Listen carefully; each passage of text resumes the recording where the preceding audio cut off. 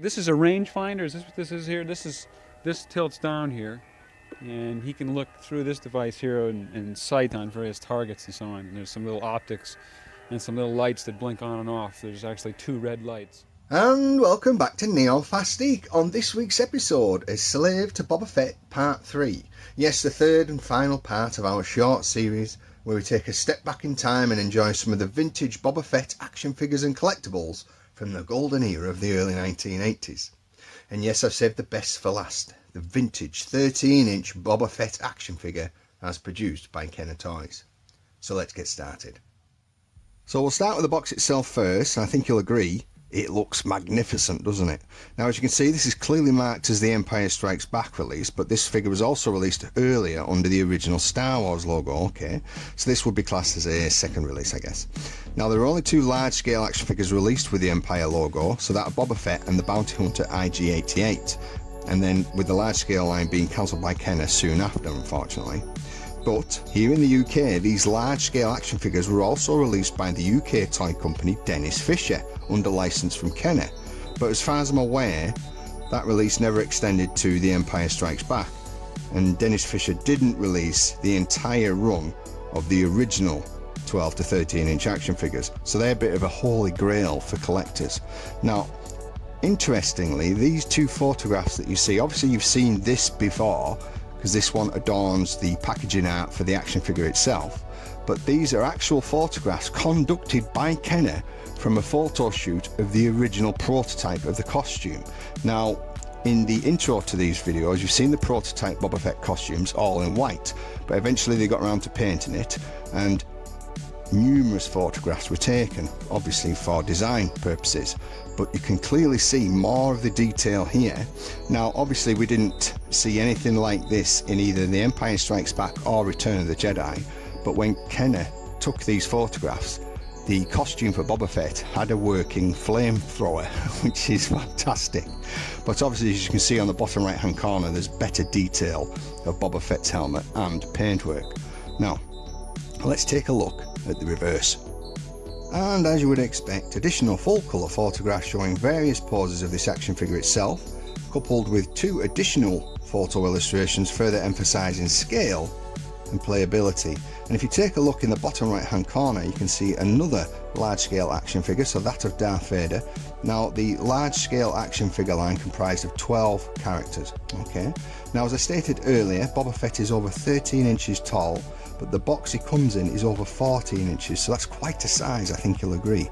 But before we take a look at the figure itself, additional paperwork that comes with this figure, we have a We Really Do Care flyer from Kenner, and obviously a set of instructions. Now, this is a one sheet, so it showcases various modes of play and other accessories included, and obviously a mini catalogue showing more action figures, vehicles and play sets that are available. So let's take a look at the figure itself. And here he is, fresh out of the box. Now, this action figure contains 12 points of articulation and comes complete with 5 additional accessories, all of which we'll take a closer look at in a moment.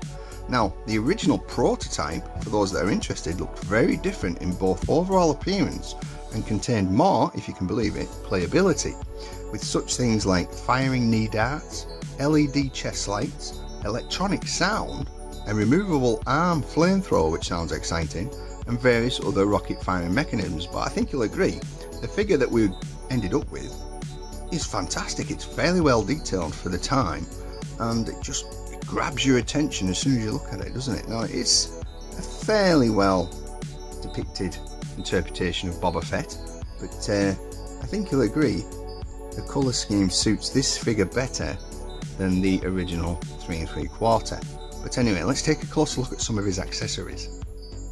Okay, so we'll take a look at the rocket pack first. Now, before we move on, I think it's fair to say that this particular action figure is by no means rare, as you'll still find it on the secondary market, but finding one complete is a whole new other story. Okay, anyway, so this is one of the main pieces. So as you can see, there's a similar resemblance to the rocket pack as seen in The Empire Strikes Back, but it does contain a few rubber parts, mainly the exhausts for for the jetpack itself, and obviously the tip of the rocket.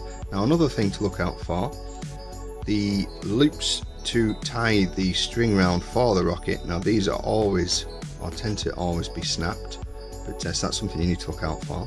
But basically just unravel this and the rocket can come out, and you can fix that against your staircase or wardrobe in your bedroom or whatever, and slide Boba Fett down. But as you can see, it's just simply slotted in the back via these two clips. But, yeah, a nice little piece, a nice little addition to this figure. Now up next we have the infamous Wookiee scalps.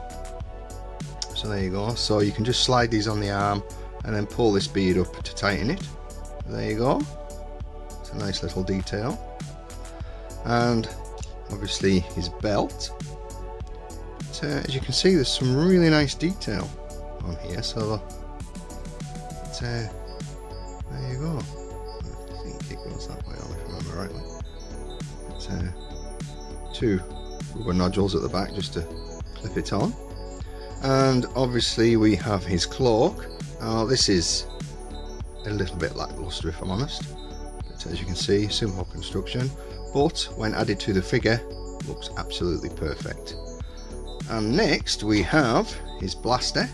Now this is a piece that's highly sought after on the secondary market, as it's always missing, and up until recently I had to make do with a 3D printed blaster, which a friend did for me, but as you can see the difference. But there you go. But yeah, these accessories are great, and apart from IG-88, now I could be wrong here, I think Boba Fett comes with the most accessories, but yeah, fantastic. So let's have a look at the figure itself in its entirety.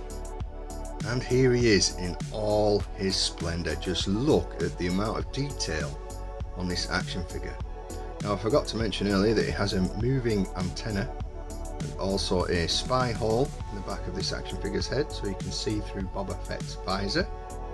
I think you can begin to appreciate the amount of detail in this action figure. Everything from the knee darts, the boots, right up to the gauntlets, the gloves. Absolutely fantastic. Now this action figure has been reproduced many times, not like this obviously, but the figure has been offered many times over the decades, but I think, now I could be biased, I think this is the best for a number of reasons. What do you think? But anyway, thank you very much for your time for watching this video. I hope you've enjoyed it. A big thank you to our subscribers, but as always, take care of yourself and I'll see you in the next one. Cheers.